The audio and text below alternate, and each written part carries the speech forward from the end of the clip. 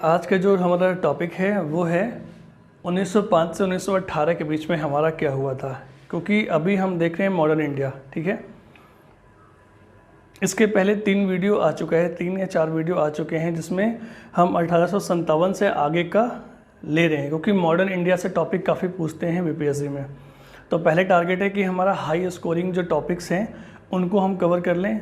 Topics in the sense high scoring जो हमारे subjects हैं, जैसे कि मॉडर्न इंडिया हो गया, फिर एंशिएंट इंडिया हिस्ट्री में हो गया, फिर उसके बाद ये साइंस पूछते हैं, और फिर बिहार स्पेशल और करंट तो है ही। ये 4 हमारा 100+ मार्क्स ला देगा। तो अभी के लिए 1885 तक हम देख चुके थे कि कांग्रेस का फॉर्मेशन हो चुका था। कांग्रेस 1885 में बॉम्बे में, ठीक है, ये हमने देख लिया था। अब 1885 से 1905 इस बीच क्या हुआ है ना, ये बहुत इंपॉर्टेंट है। हालांकि 1885 से 1905 भी पिछले वीडियो में हम देख चुके हैं कि मॉडरेट्स का क्या योगदान था। हालांकि मॉडरेट जब मैं कह रहा हूँ तो याद रखिएगा 1885 से लेके आगे हम जो बात करेंगे ना, वहाँ 2 लोग थे, मतलब 2 ग्रुप ऑफ पीपल्स थे जिनका एक आइडियोलॉजी था। एक था हमारा कि जिनको हम कहते थे मॉडरेट्स, और एक थे जिनको हम कहते थे एक्सट्रीमिस्ट। ठीक है ना, मॉडरेट्स वो जिनको बोलते हैं नरम दल, और एक्सट्रीमिस्ट जिनको हम कहते हैं गरम दल। ठीक है, तो 1885 से 1905 तक मॉडरेट फेज था, ठीक है, और 1905 से 1918 एक्सट्रीमिस्ट यानी गरम दल लोगों का एक फेज था। ऐसा क्यों कहते हैं? तो मॉडरेट्स के पहले पिछली वीडियो में देखा था कि उनका एक वे ऑफ वर्किंग अलग था और इनका वे ऑफ वर्किंग अलग था। क्लियर है? देखिए, अब 1905 से 1918 तो हम कह रहे हैं, लेकिन 1905 में क्या एक सडन एक्सट्रीमिस्ट फेज आ गया था क्या? ऐसा नहीं था। कोई भी चीज़ होने के लिए उसका सीरीज ऑफ इवेंट्स होते हैं, तब जाके वो एक इवेंट हमारा फर्दर आगे बढ़ता है। ठीक है ना, तो 1885 से 1905 के बीच में मॉडरेट्स भी चल रहे थे, प्लस मॉडरेट्स का जो वे ऑफ वर्किंग था उससे कुछ लोग खफा थे, और वहीं पे जन्म होता है एक ऐसे ग्रुप ऑफ पीपल का जो ज़्यादा डायरेक्ट एक्शन में बिलीव करते थे, जो हल्का उग्र स्वभाव के थे। उन्हें हम कहते हैं एक्सट्रीमिस्ट। क्लियर है? अब देखिए 1885 से 1905 के बीच में कौन कौन से ऐसे इवेंट हो रहे थे जिससे कि एक गरम दल यानी कि एक्सट्रीमिस्ट लोगों का, और मतलब उनका एक कह सकते हैं कि राइज हो रहा था। क्लियर है? देखिए 1905 से 1918 तो हो गया, लेकिन अभी इस समय हम देख रहे हैं कि आखिर कौन कौन से ऐसे फैक्टर थे जिनके कारण एक्सट्रीमिस्ट नेशनलिज्म को ग्रो हुआ। क्लियर है? और हालांकि मैंने यहाँ से यहाँ पूरा कवर किया है, लेकिन आगे का वीडियो कुछ टेक्निकल इशू के कारण वो करप्ट हो गया है। तो अभी के लिए बस मैं ये बता रहा हूँ कि what were the reasons for the growth of extremist nationalism. Clear है? हम बस अभी ये इस वीडियो में ये रैप अप करूँगा ये बता के।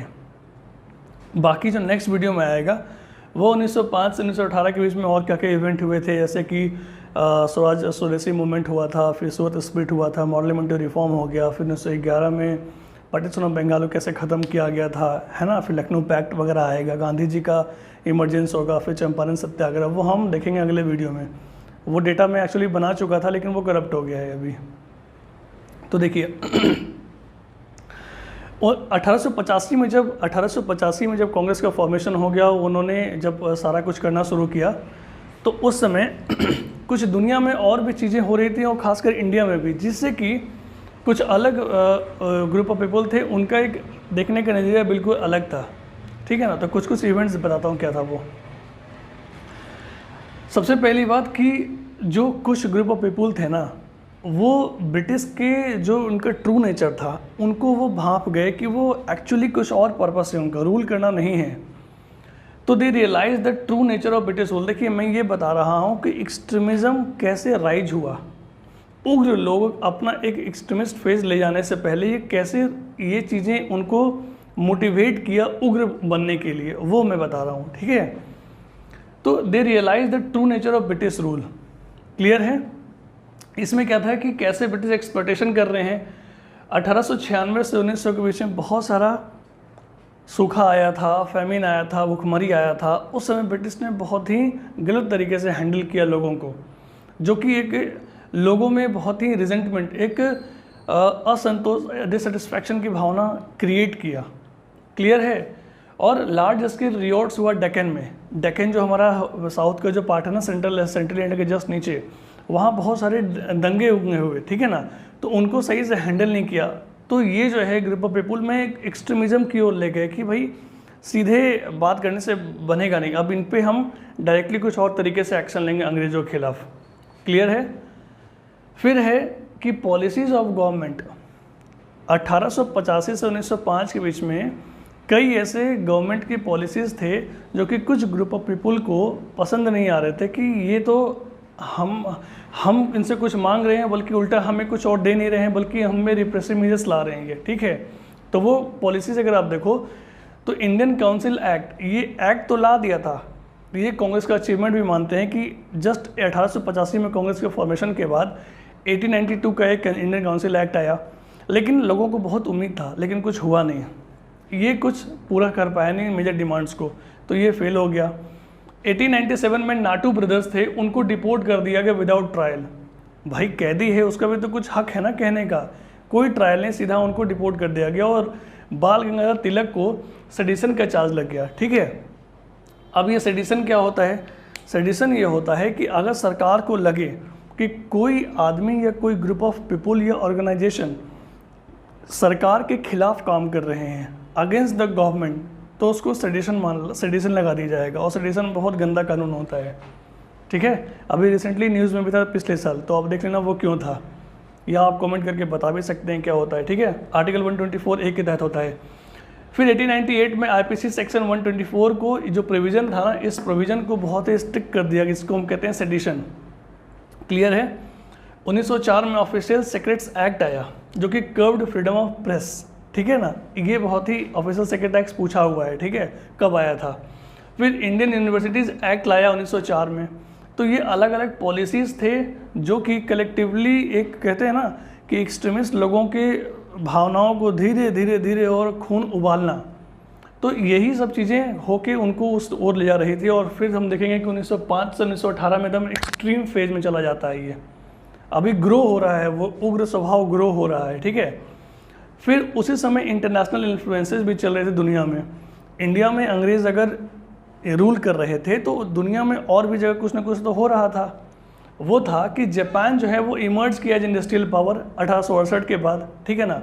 और फिर हम देखेंगे 1905 में जो जापान है वो रशिया पे जीत भी हासिल किया था। जापान एक छोटा सा आइसलैंड कंट्री, आप देखोगे मैप में ना, वर्ल्ड मैप में अगर देखोगे, ये हमारा अगर एशिया है ऐसे, तो यहाँ पे ये आपको जापान है। अब ये जापान जो है, आप सोचो कि पूरा रशिया को मतलब कैप्चर कंट्रोल किया, वहाँ पे जीत हासिल किया, तो कितना बड़ा था ये, ठीक है ना।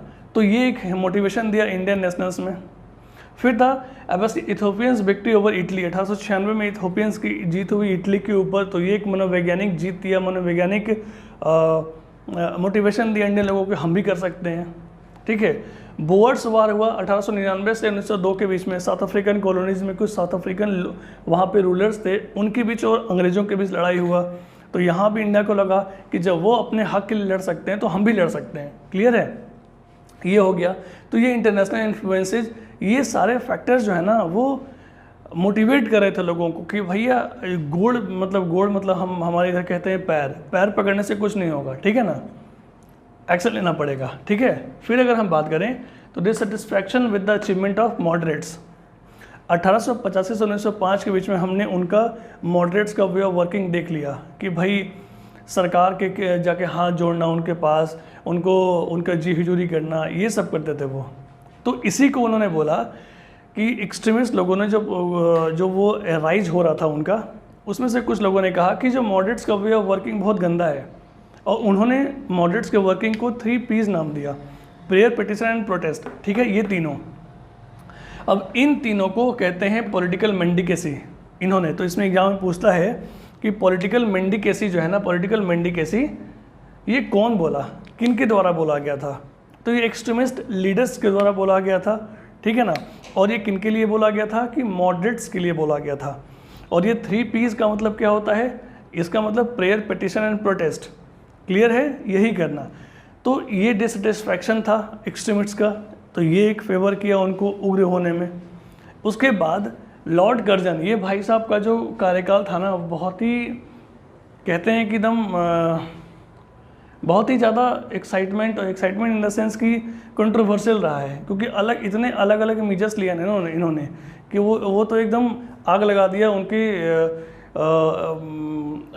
डायरेक्ट एक्शन लेने पे। जो एक्सट्रीमिस्ट लीडर्स हैं ना, उनको एकदम आगे और मोटिवेट करने के लिए कि हम जो कर रहे हैं बिल्कुल सही कर रहे हैं, अब तो यही करेंगे। वो आग में घी डालने का काम लॉर्ड कर्जन किया था। कौन कौन सा? तो कलकत्ता कॉरपोरेशन एक्ट लाया था, इसमें बहुत से रेस्ट्रिक्शन लगा दिया था वो। फिर इसमें ऑफिशियल सेक्रेटरी एक्ट हमने देखा अभी 1904 में आया था। फिर इंडियन यूनिवर्सिटीज़ एक्ट लाया 1904 में, इसमें यूनिवर्सिटीज़ पे ज़्यादा कंट्रोल गवर्नमेंट का हो गया। तो इसमें भी था उनको कि पढ़ाई वाले चीज़ में तुम सरकार इंटरफेयर ज़्यादा क्यों कर रहे हो, ठीक है।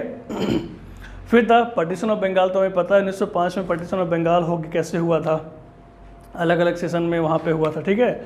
तो पार्टीशन ऑफ बंगाल हम देखेंगे, ये वीडियो में बना चुका था, वो डेटा ही करप्ट हो गया है, तो वो चारा मैं ट्राई करूँगा फिर से बना के डालने का अगले वीडियो में। तो ये सब हुआ। अब इसमें इनके टर्म्स को क्या बोलते हैं, मिशन, ओमिशन एंड कमीशन। याद रखिएगा, लॉर्ड कर्जन के पूरे कार्यकाल को हम लोग कहते हैं मिशन, ओमिशन, कमीशन।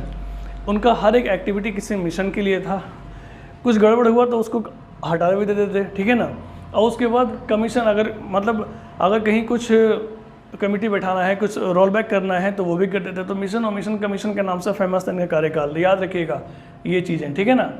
अब इसी कर्जन भाई साहब ने एक चीज़ और कहा था, कई बार स्टेटमेंट पूछ लेता है कि ये स्टेटमेंट किसके द्वारा दिया गया था, कि लेटिंग ऑफ गैस, यानी कि गैस को निकलने का एक जगह देना। यानी कि जब 1885 में इंडियन नेशनल कांग्रेस का फॉर्मेशन हुआ और उसके बाद अलग अलग एक्टिविटी शुरू किया मॉडरेट लीडर्स ने, तो थोड़ा सा प्रेशर तो बना था अंग्रेज़ों पे। तो अंग्रेज़ क्या बोले, और ख़ासकर लॉर्ड कर्जन क्या बोले कि चलो भाई इतना प्रेशर है इसको निकलने के लिए, हम कुछ एक्टिविटी को इनको अलाउ करते हैं।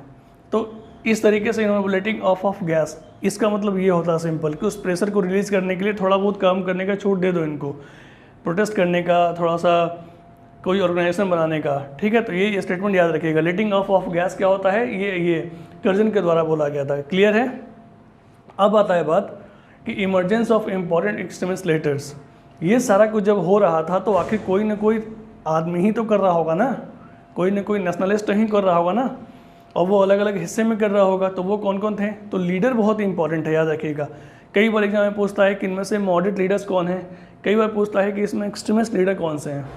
तो एक्सट्रीमिस्ट लीडर्स की अगर हम बात करेंगे तो अलग अलग रीजन में, अगर हम बात करें बंगाल, महाराष्ट्र, पंजाब, जो कि यही हाईली एक्टिव एरियाज थे।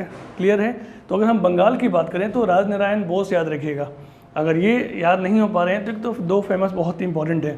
एक हैं आपको जो है अरविंदो घोष, ठीक है, अरविंदो घोष। एक हैं अश्विनी कुमार दत्त और एक हैं विपिन चंद्र पाल। तो लाल बाल पाल तो आपको पता ही है, जो एक्सट्रीमिस्ट लीडर्स थे। तो ये बंगाल में हो गए, ठीक है। इसके बाद महाराष्ट्र में अगर हम आएंगे तो एक हैं विष्णु शास्त्री चिपलुंकर और दूसरे हैं बाल गंगाधर तिलक। क्लियर है, याद रखिएगा। ये रीजन वाइज भी ऐसे अगर आप बना के, हालांकि ये पूरा चीज़ ना मेंस पर्सपेक्टिव से बहुत इंपॉर्टेंट है लिखने के लिए, प्रीलिम्स के लिए इसमें कुछ मैं बताता हूँ कौन कौन सी चीज़ें हैं। महाराष्ट्र के बाद पंजाब में अगर हम आएंगे तो लाला लाजपत राय। क्लियर है, ये क्या थे, एक्सट्रीमिस्ट लीडर्स थे ये लोग। इसी से आता है लाल बाल पाल। क्लियर है। अब ये चीज़ें होने के बाद तो इनका कुछ ना कुछ डिमांड भी रहा होगा। अगर कुछ ग्रुप ऑफ पीपल मिलके एक अपने आइडियोलॉजी बनाते हैं तो आइडियोलॉजी सिर्फ बोलने से नहीं होता है, उनके कुछ डिमांड होते हैं, कोई विचारधारा होता है। तो इनके एक्सट्रीमिस्ट लीडर्स का डिमांड क्या था, इनका डिमांड था स्वराज।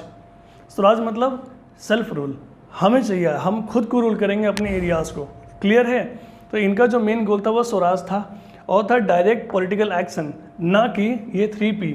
हम पैर पड़ेंगे, हम पिटीशन दायर करेंगे कि भैया मान लो मेरा डिमांड है, मान लीजिए सरकार, नहीं, ठीक है ना। प्रोटेस्ट भी नहीं करेंगे, प्रोटेस्ट करने का मतलब हम बस शांतिपूर्ण प्रोटेस्ट करेंगे, नहीं, हम वो भी नहीं करेंगे। तो इनका था डायरेक्ट पॉलिटिकल एक्शन, जहाँ उग्र होना पड़ेगा हम उग्र होंगे और डायरेक्टली बात करेंगे और हम अपने एरिया को हम खुद रूल करेंगे। क्लियर है।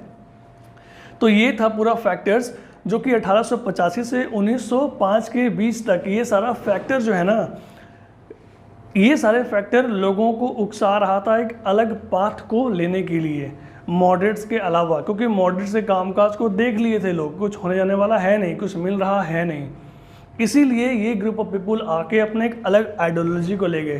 क्लियर है? तो ये था हमारा कि कैसे कैसे हमारा एक्सट्रीमिस्ट फेज का उदय हुआ, राइज कैसे हुआ, फैक्टर्स क्या कहते हैं।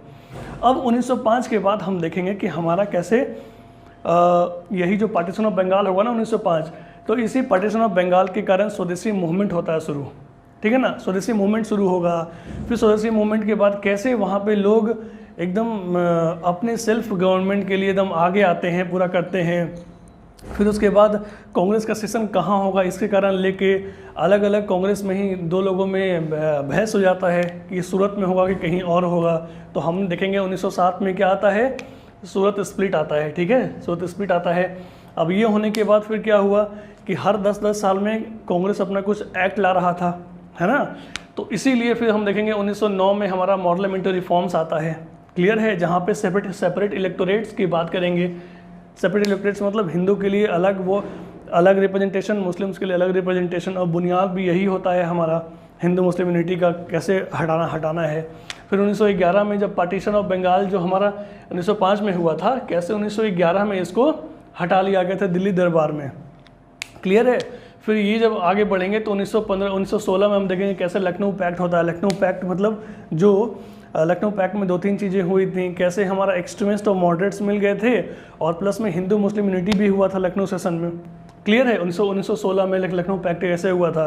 फिर हमारा होम रूल लीग होता है, होम रूल लीग आएगा, उसमें एनी बेसेंट का अलग था और बाल गंगाधर तिलक का अलग था, ठीक है। हालांकि दोनों का पर्पस एक था, अलग अलग रीजन में वो कर रहे थे, तो कैसे वो होता है। फिर 1916 में गांधी जी आ जाएंगे तो पहले 1 साल पूरे इंडिया घूमते हैं, पहले सिचुएशन का लेते हैं मुआयना कि हम स्टैंड कहाँ कर रहे हैं, ठीक है। उसके बाद जब उनको पता हो जाता है सिचुएशन क्या है, तो 1917 में चंपारण जाते हैं वो, है ना, वहाँ पर चंपारण सत्याग्रह करते हैं, फिर उनका गांधी नेरा शुरू हो जाएगा। तो 1905 से 1918 के बीच में हम ये आगे ये वीडियो में देखेंगे। बना हुआ था, करप्ट हो गया, अभी मैं फिर से उसको बनाऊंगा, फिर से अपलोड करूंगा। तो आई होप कि ये सब फैक्टर्स मेंस पर्सपेक्टिव से बहुत इंपॉर्टेंट है, जो कि एक्सट्रीमिस्ट नेशनलिज्म को ग्रो करने में हेल्प किया। क्लियर है? तो इस वीडियो को आप देखिए, स्क्रीनशॉट अगर आप चाहें तो ले लीजिए, और नहीं तो मैं एक इसका HD स्क्रीनशॉट लेके अभी आपको स्क्रीन पे दे देता हूँ, आप ले लीजिए इसको। और वीडियो देखने के लिए शुक्रिया, और वीडियो को शेयर कीजिए, पढ़ाई कीजिए, दिसंबर में एग्ज़ाम आ रहा है, क्वेश्चंस प्रैक्टिस कीजिए, ठीक है। Thanks for watching, have a nice day.